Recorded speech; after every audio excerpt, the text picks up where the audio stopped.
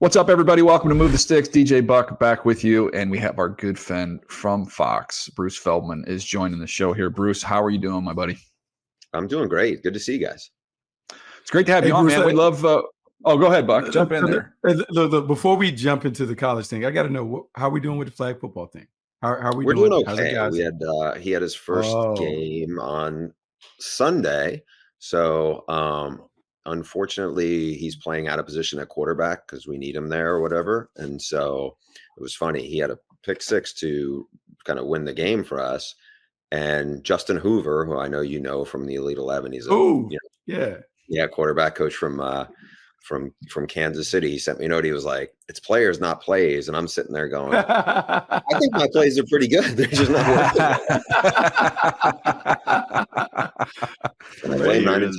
plays." That's funny. How many trophies do we have on the shelf right now, by the way, from the flag football coaching career of Bruce Feldman? We have a few. I mean, the way it is now, it's like you coach 3 seasons a year. And so I was coaching him in the Snoop and Hoosh League on Friday nights that the Chargers put on. I can't in the fall because I'm on the road on Friday nights, but I can coach in this other league that is blocking on Sundays. So it's good when your kid loves the stuff you love as much. It's kind of neat to see the game through his eyes, the fantasy football stuff, which we were talking about before. That's like homework.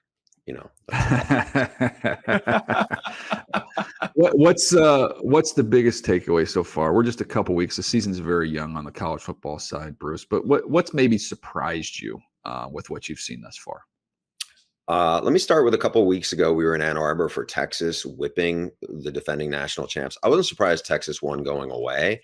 I am surprised at how shaky the Wolverines defense looks. Like Wink Martindale comes from the NFL. Look, Michigan's previous 2 defense coordinators, Mike McDonald and Jesse Minter, both came from the NFL too. They have a couple of really talented D linemen. Good. One high level cornerback in Will Johnson. They have players at all 3 levels. They just do not look very good. They look really out of sync. The blitzes just look like they're getting out of place. Credit to Sark, because he really had their number and had them kind of dialed in. But that's a big one for me. The other things are a little less, Tennessee and Ole Miss have been just throttling teams. Tennessee at least played NC State, who was a top 25 team. The other teams haven't really played anybody. So, and then, back in our neck of the woods, Danton Lynn has had a really big impact so far at USC. They had the nice win over LSU. I think they're tackling much better. I still don't think there's like high level talent there, but that's not his fault. But we'll see. They got a Michigan this weekend, and I think they're going to win that game because I just think Michigan's going to have a hard time dealing with Miller Moss is very accurate and seems to see it really well. They have 4 or 5 big time receivers, and I don't know how, like Michigan has to be a lot more locked in if they're going to slow down Lincoln Riley. That's playing into Lincoln Riley's hands, I think. It's funny, like in watching Michigan, a few things that stand out to me that I'm surprised. I'm surprised Sharon Moore gave up play calling because he did a really good job last year doing that. And I know sometimes guys want to be the head coach and oversee the whole operation, but I felt like that might have been a little bit of his superpower that he relinquished. 2, the Wink Martindale thing on defense. It's funny because I know the 2 previous D coordinators worked for him, but I felt like he had big shoes that he was stepping into and replacing Jesse Minter, who was running an extension of what Mike McDonald had established. How different are the Wolverines with Wink Martindale calling the defense compared to what McDonald and Minter were doing? Yeah, there's a couple of times where it really looked just kind of unsound with what they were doing. And towards your point, Bucky, when Mike was a great hire for Jim Harbaugh. You guys probably knew who he was. I didn't. I got to know him when he got to Ann Arbor. But when he left to go back to the NFL, I know he, helped Jesse kind of prepare for what Jim Harbaugh was going to throw at him in the interview process. And he did a really good job, there. They both did, terrific. And it's not like the cupboard is fairly bare on the other side of the ball. You have Colston Loveland, who's a really talented tight end, but the whole offensive line had to be replaced. JJ McCarthy, who is very talented and obviously was a first round pick, but also, was a dynamic athlete and a really good leader. You lose Blake Corum. They weren't that good at receiver. So that side of the ball was a concern. On the other side, you got Mason Graham, you have Kenneth Grant. Those guys, I think, are first round talents. They have a couple other guys like Josiah Stewart's a big time player. The kid they got who transferred from Maryland, he's a beast. He's an NFL player. They have pieces to work with. They just look like I don't know. A lot of the other guys who come from the NFL and jumped back into college as defensive coordinators, mentioned the two guys at Michigan. You can say Al Golden. I know he was a college guy for a long time, but came from the Bengals. I even think, obviously Danton Lynn was fantastic for USC. And I think Robert Livingston at Colorado, a Bengals guy who learned they're better. Yeah, they're better. They're better on that side of the ball. Yeah. It's Wink. And again, I don't know enough about what is going on behind the scenes there, but that's the part that has been a little puzzling. And it's early, maybe he'll shut down Miller Moss and they'll get all of them, because it's not like USC has a great O-line. I think Texas O-line is much better. But we'll see. But right now, that one's looking like it's a little bit of a shaky hire. So I'm glad that this is going to transition me perfectly, because I'm talking to a bunch of guys as you're going around doing these NFL games. I run into a lot of buddies around the league, and a couple of the questions I've asked are, early visits, what's jumped out to you, and then what are kind of the big conversations that are taking place. So one of them was Texas with the tackles, that Banks has got all the attention, and some of these NFL teams think the other tackle's even better than him at Texas. So okay, Texas all of a sudden, for a place that had no offensive lineman for literally a quarter of a century, apparently now they've got some legit offensive linemen that Starks brought in there. So that was the first one. The second one was, in a year, this feels like there's people are okay. You like the Georgia kid, you like the Texas kid, but quarterback wise, everybody's talking about Jackson Dart. And I'm fascinated by it. And they said, look, the question's always been kind of the maybe the tools or the ability, but the makeup is off the charts. The toughness, the leadership, the maturity, all that stuff off the charts. And it's okay, it sounds to me like we're going to bet on this kid, at least this point in the process. We're believing in the kid, and that the ability it'll meet the threshold of good enough. But I'm curious on those two things, Bruce. What have you heard? So let's start with Jackson first. I think the biggest issue with him till last year was, can he take care of the football? It was he turns it over a lot. And look, he played, as you guys know, he played in that year at USC when Clay Helton was getting fired, and you had a lame duck situation. That wasn't, there was still some talent at receiver for sure, but so he went in there, was up and down, and Lane, I think, made him compete for the job, because at one point they had Spencer Sanders, who'd played a lot at Oklahoma State. They took Walker Howard, who was a 5-star, and I'm curious to see if and when he plays in college, because he has ability. And Jackson Dart won the job, looked really good, and they surrounded him with good skill talent last year. And Lane's very good. He and Sark are both terrific with quarterbacks and as play callers. I think that's been good. The thing you said, DJ, about the toughness, I did a story some point this summer about who's going to be that quarterback who blows up and becomes the top 5 pick, because it happens almost every year, whether it's Joe Burrow or Jaden Daniels. Yeah. Even, Zach Wilson in that crazy COVID year. I know that, we talked about okay, who was he playing and whatnot, but Baker Mayfield. Yeah. And Baker went from a 3rd round pick to the 1st overall pick in 1 year. Yeah. So it happens pretty much every year. So who's that guy? And when I talk to other coaches who would face these quarterbacks, and it's interesting to look back, because some of the ones who were the hot names, one of the names who was hot was Connor Wigman, who played Notre Dame, didn't look great, and then got, hurt. And we'll see, what he ends up doing. But I think in the case of Dart, people loved his toughness. It was almost I'm trying to think of the quarterback who's come out where it's almost he'll run through a wall to the detriment kind of thing. It's they loved his toughness. They think he would be a great leader just because of how he will lay it all out there. And he's a good athlete too. So, I could see him. It's a weird crop of quarterbacks, because you have Ewers, who definitely has arm talent, and he's got great Mhm. receivers, and we'll tie into the offensive line in a second. But like, he's been hurt now 3 years in a row at this time. It's almost always this Mhm. time of year. I think he looked really good against Michigan on the road. I like Carson Beck a lot. He's really smart, and he's just in a different system, not to the detriment, Mhm. but it's not like he's going to put up the numbers if he was at like Tennessee, where the ball's just flying all over the place. They're not out looking to win games. And then Shador, who's also an interesting, because he has the terrible offensive line, but it's almost like a 7-on-7 game because his skill guys are so much of an upgrade. And it's not just Hunter. I mean, it's like, Jimmy Horn The Jr. Horn's a good player. Yeah, Mhm. he's lethal. Wester, the kid, LeJohntay Wester, who they got from FAU, is a really good player. There was a transfer from Vandy, who's is a pretty good receiver.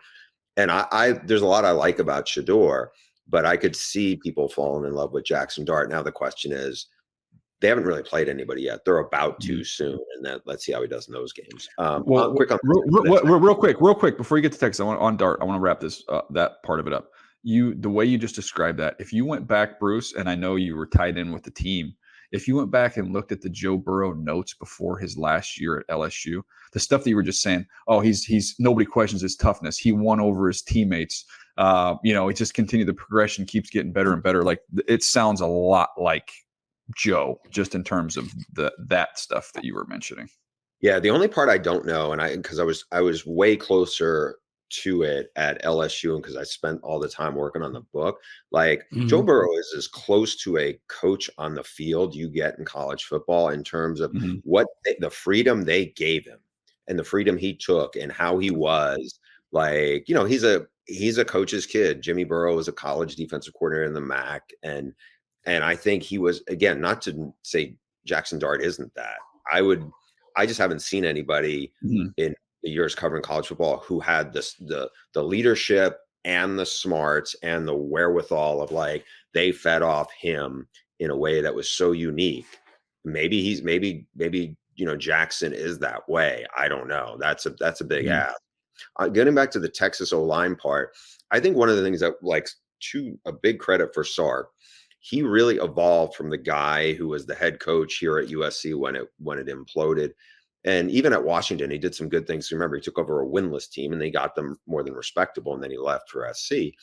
The things I think that were great for him was he went to Alabama and he could have great, and it's not to say Pete Carroll didn't have tough teams because he did, but I think it was like he took the best parts that Saban had and brought them to Texas. So he had Kyle Yeah. Flood, who's a really good O-line coach. He was at Mhm. Rutgers, and he knows what he's doing. He had Bo Davis, who's one of the great D-line coaches. He's not there anymore, but I think that good on good, because remember who they were blocking Mhm. last Yeah. was I heard you guys talking Byron Murphy before. He's really Yeah. good, and Sweat. TJ Sweat. I know he had issues before the draft, but it's not like he doesn't have talent.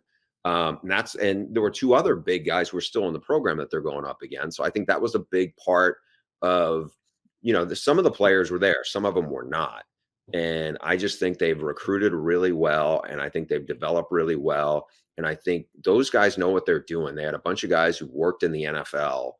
And again, I think Sark has figured a lot of stuff out. And I think that's why they've developed.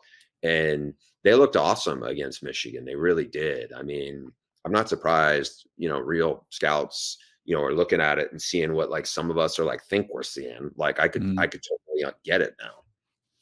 It's funny because you talked about, I've always wondered how that combination would be if Sark could take the best of Pete Carroll and the best of Nick Saban and kind of meld it together. And I heard Sark talk about that on Joel Klatt's podcast. It was just an interesting mix. But I want to go back because I think you may have some interesting insight and perspective. The Shador Sanders conversation fascinates me because there are things that I love about him in terms of how he plays, the clutch moments, having watched him not only at Colorado, but at Jackson State. All this stuff is great. The thing that concerns me is how he's going to be perceived in an NFL locker room when there are moments that are documented on tape where he kind of appears to throw his teammates under the bus. Based on what you talk, when the people that you talk to at Colorado, like, what is it like there behind the scenes? Like, is he good? Is he not good? Is that going to be a problem when we start having these conversations when it gets closer to the draft? I think it's positive. You know, the comment, one of the comments when you said that struck with me was a couple weeks ago. It did sound like he threw the O-line under the bus there. And I think what is challenging for them is those players, but especially him, have hot mic constantly, in terms of like people are shadowing them. It's their own people, but there's this like everything they ever say or do is on camera and seen.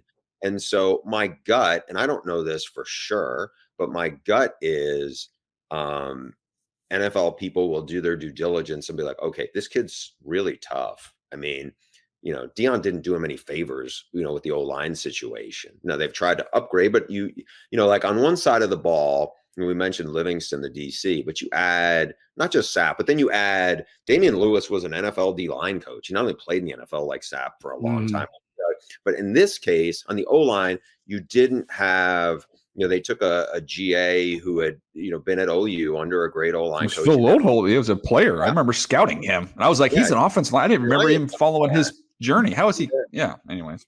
And now he's the guy. And I think that, that's the part where I think they're probably a little better than they were. They're probably more talented than they were a year ago on that side of the ball, but he's still under a ton of pressure. I think he's going to be a really interesting evaluation because he does have, like, they're much better at receiver. They're really bad on the O-line. They do some things where I think they give him a ton of freedom. And sometimes those decisions are really like, that's not good game management. You kind of see that in some of the games.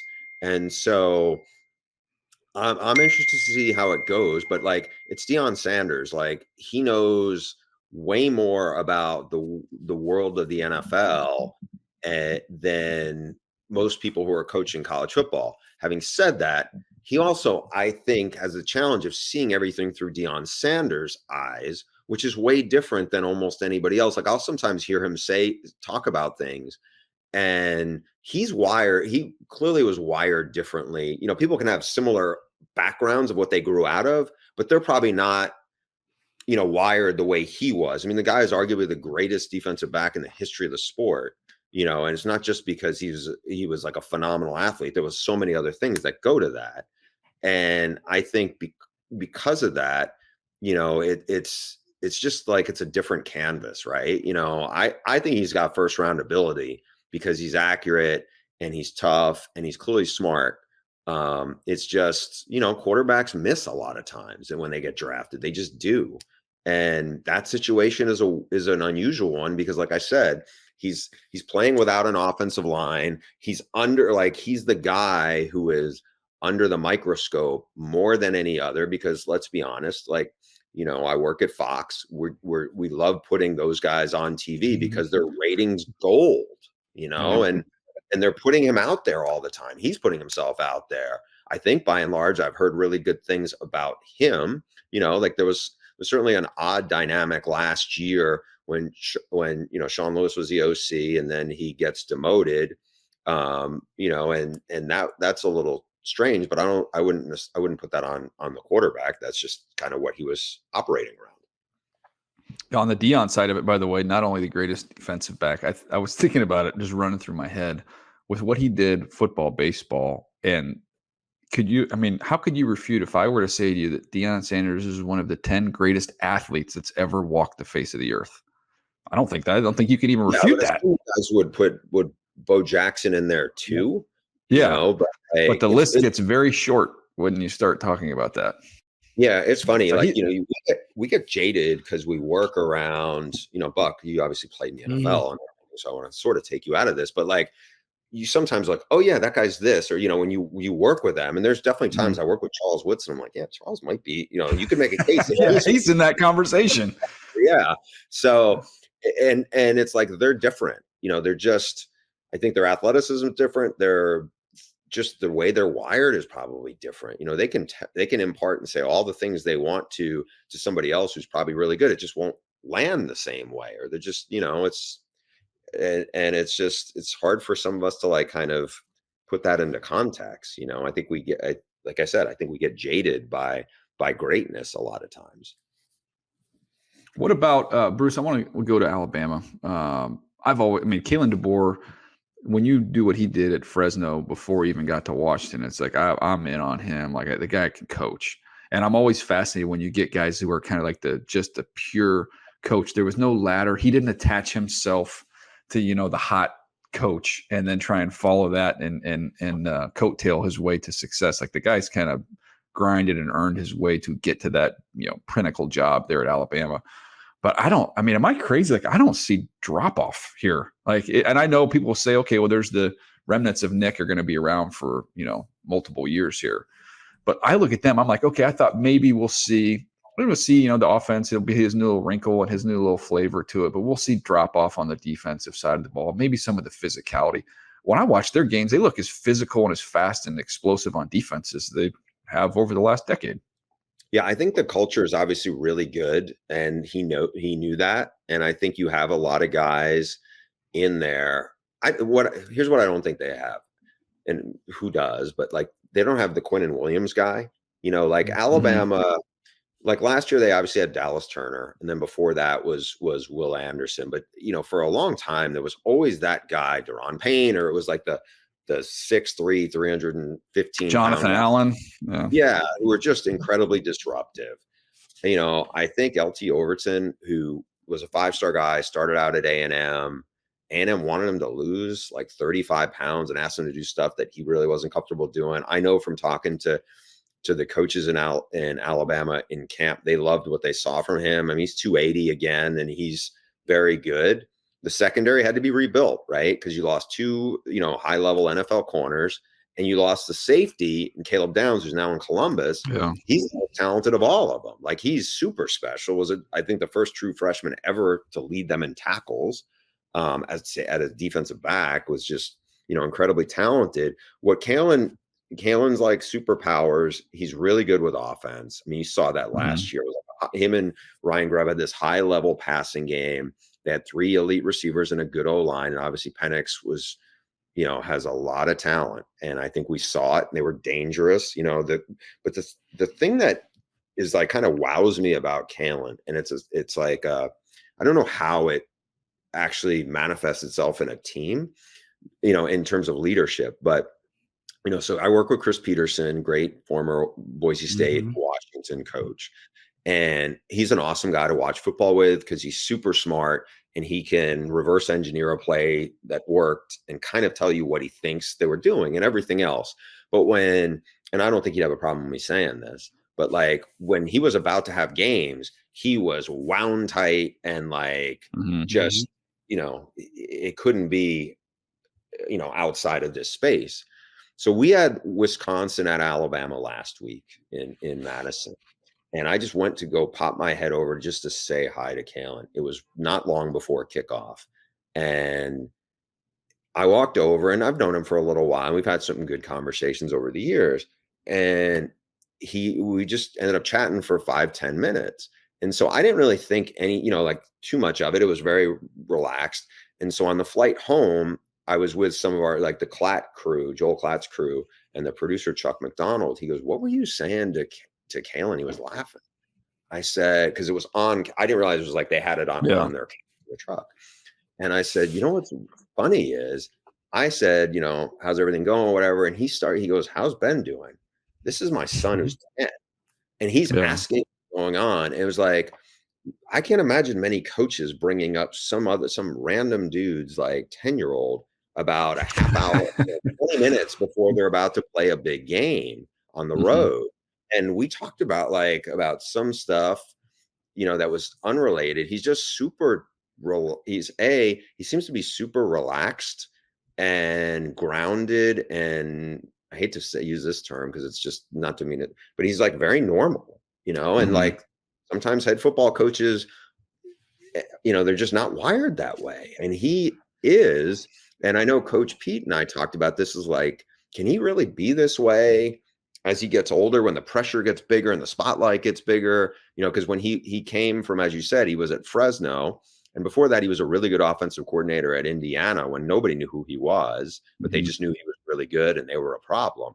And he's just maintained that same, the guy from South Dakota who hit at Sioux Falls in an AI school who hit like 520 as a baseball player and set all the receiving records. And when he was a young coach, he had like part-time coaches on his staff. Like this guy who was the D-line coach was like worked in the sheriff's office for most of the time. Like it's crazy how that's the guy who's replacing Nick Saban. Again, I'm not saying he's going to win a bunch of national titles. He might, but like just the persona of what's the head coach is who's taken over is a really interesting transition point. Speaking of transitions, there appears to be a bit of a transition that's going to take place down at the University of Florida. And simultaneously, the Florida State Seminoles have kind of fallen off the cliff after having a great year a season ago. Bruce, is so odd to talk about college football and those two teams being down at the bottom of the barrel. What's going on in Florida? Two separate things, right? So I agree. I think I thought Billy Napier was going to do a lot better at UF than he has. He did a really good job at ULL. He's an SEC guy, grew up in that footprint, coached under Saban, and it's just not worked out. I think the first time I was like, ooh, this is shaky was they opened at Utah last year, and they really had a bunch of stuff happen that looked like they were just unprepared, just really bad busts and just different things that you just, looks like coaching malpractice out there.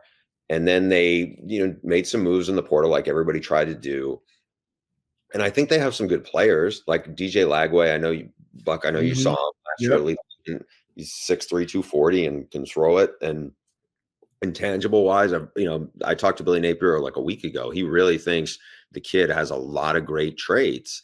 But now all of a sudden, they got blown out week 1 by, I think, a really good Miami team that I think not only will go to the playoff, I think they can make some noise in the playoff because of Cam Ward, and they've crushed it in the portal, and so no shame in losing that game. Texas A&M to the backup quarterback who ran all over them. That's, and the schedule gets harder, right? And so I don't feel great about Billy Napier's future in Florida. I mean, they have a bye week in a week, and that's usually when coaching changes happen. The only thing is you pull the plug. I'm not sure what that's going to do for anybody, right? Because now all of a sudden, one thing I know from just, reporting on a bunch of stuff at different programs is sometimes when you have that lame duck situation and there's no leadership, like a lot of other stuff starts to get really messy too. Kids' academics, people get checked out. It just, if you don't have that leadership or that, main voice, that can be problematic too. At Florida State, I just think they live by the sword and die by the sword. They did great in the portal before this, and this year they bombed in the portal. Like you look at the guys they had, and again, I don't, I know you guys had started talking. I heard Braden Fisk's name come up not that long ago, you guys, and you had Fisk and you had Jared Verse, who comes from, SUNY Albany, and they had a bunch of guys who not only played someplace else, but like, I think Fisk was much better there than he was probably, in the MAC. Right. And, this past year was really good. And then they don't have the receivers right now. Like Malik Benson has talent. We'll see what he can do. But they made a bet on DJU, and he's struggling. It's not all his fault. The offensive line is way worse. That game against BC when he was struggling, they needed guys to step up and help. The tight end drops back-to-back passes. It's almost like anything that could go wrong is going wrong. I still think Mike Norvell, like, they're crazy and I don't think they're thinking this, but they're crazy if like Mike Norvell's on the hot seat. He's going to have a really bad year. I think they need to sort some stuff out in terms of on the recruiting front.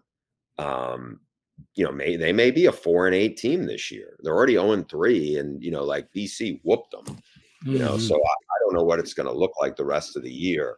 I think they went from 13-0. They've gone 6 games in a row without having more than 300 yards of offense. That's staggering, because they do have speed. I mean, they got a bunch of guys on the D line who look the part, but really haven't played that way, So I don't know if they've made some bad bets that just probably aren't working out. I know there's some NFL talent. Like they have a corner who those coaches there told me they think he's more talented than the guys who got drafted somewhere in the top 100, right? Last year, they're both those guys, 3rd, 4th round guys. Yeah, And so Jerry the Jones. kid who's now they think he's more talented than that. And Patrick Payton, I don't know if he's a top 75 pick. He's a defensive end who's continued to grow in his body. Darrell Jackson's a 6'6", 330-pound guy who, I don't know. I'd be curious what he would be as an offensive tackle, because right now as a defensive lineman, I'm not saying he's not a good player, but I just think that people look at him and go, oh, he should be a first round pick. And, it's just been disappointing. That's interesting. My quick takeaway on that, Bruce, is it reminds me a little bit of the Kenneth Walker Michigan State team when the portal just first popped and they exploded on the scene. And everybody was like, well, that's how you do it. This is how you win in college football now. You just swap out your whole roster every year. You get some superstar players, and then off you go. And then obviously we know how that story ended. So I think it's a learning process in this new landscape of what's the right formula. Dabo's got all the criticism for not going in it. And then you think of other people have done it too much.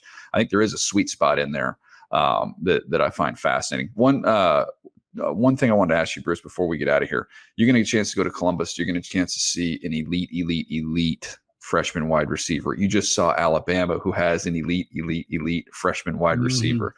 Every year, Buck and I talk about this, that, don't worry about it. There's going to be wide receivers in the draft. You're going to have, the list is going to be too long. You're going to have to cut it off. But it feels like, Bruce, I don't know, like, when does it stop getting better? It feels like it just keeps getting better and better and better at that position.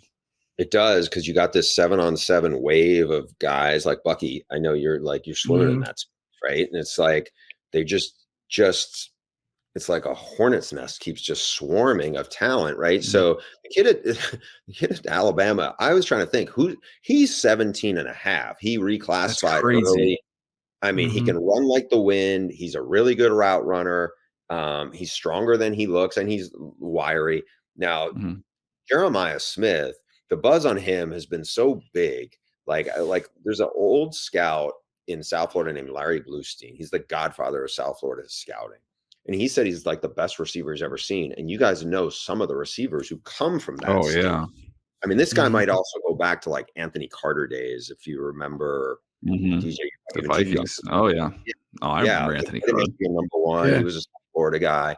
But so when Jeremiah Smith started rolling at Ohio State, some of the people I really lean on there, who I know on staff, it's like they are having a hard time containing themselves because they know he hasn't done anything yet in the game. Yet he's 6'3" plus, 220 pounds. He's broad jumping 11 feet. He's bench pressing 360. He still should be in high school because it's like he didn't, he's an early enrollee. He's running 23.5, like everything, like Marvin Harrison Jr. I know he went off last weekend, but like, he was really polished and really smooth, and he's also over 6'3" and 210. He didn't run for the draft process, but he runs really well. This guy's numbers are already like better than Marvin's. He's much stronger. He's thicker. He's more dynamic, more explosive. He just got there. Again, not a slight on, because I would have said in this run of Ohio State, I don't want to go back to like, Joey Galloway and Chris Carter and David Boston, but like in this run, Marvin's the most complete of the group. And not anymore, because now this guy showed up and he's just eating people alive. And they have like 5 guys who are also like really, really good. I think that room, credit certainly to Ryan Day, but certainly to Brian Hartline about what they have been able to not just to land, but also develop, and the culture of the room. Like Chip Kelly gets there. He obviously had an amazing offense at Oregon, and he had really good quarterbacks and really good backs. He never had any receiver close to what he's got in this room now. I mean, nothing. He's got good slot receivers. He's had some good tight end. He had nothing like this. And I think it's going to be an interesting transition. It's not like he has CJ Stroud at quarterback. Will Howard's good, but like, it's not, I can't imagine what they would be unfair if CJ still was in Columbus with the receivers they have and the running backs they have. Be like if DeAnthony Thomas had another DeAnthony Thomas on his shoulders. That's what it would be. I mean, DeAnthony Thomas was a good one. That's fascinating. Last one for me, Bruce. Who is the team that no one is talking about, but we need to pay close attention to? So are people talking nationally about Tennessee? No. No, They got a big one this week. DJ, I thought when you started talking to you about scouts, you were talking to some of the feedback. I remember early on this year, it might have been in training camp, a buddy of mine who's a scout had said, yeah, I just came through Tennessee. And he was starting talking about the defensive guys, right? So we'll see. Yeah, I mean, you have one guy in there. I don't know how heavy he is. He came in at 220 or 208, and now he's 248 or whatever. You have like guys who can run like the wind. They're a big upgrade.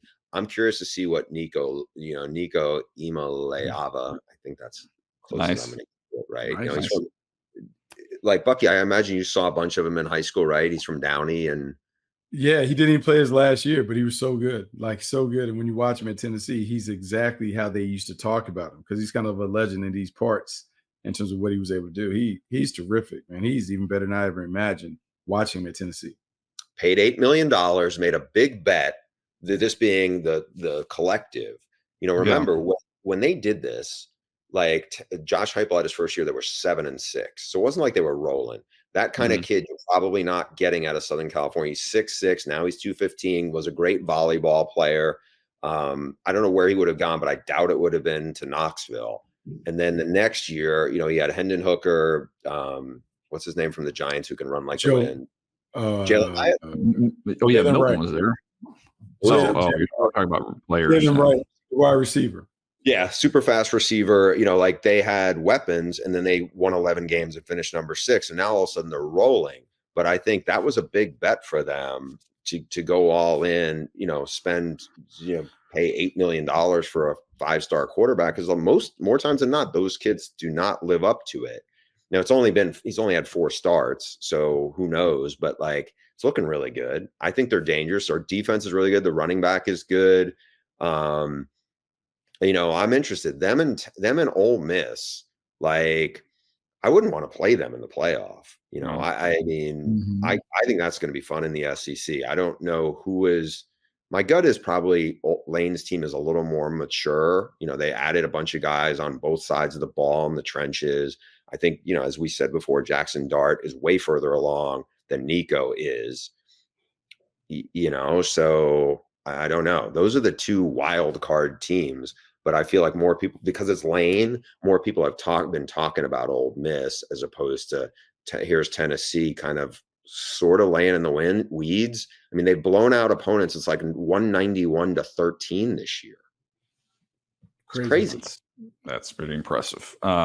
All right, Bruce, we've taken too much of your time. You are the absolute best. Anytime we can get you on, we'd love to have you. Best of luck in Columbus, and we'll catch up with you as we get a little further down the road. Always a pleasure, guys. Thanks for having me. There he goes. Bruce Feldman, the absolute best. Hope you guys have enjoyed hanging with us today. We'll see you next time right here on Move the Sticks.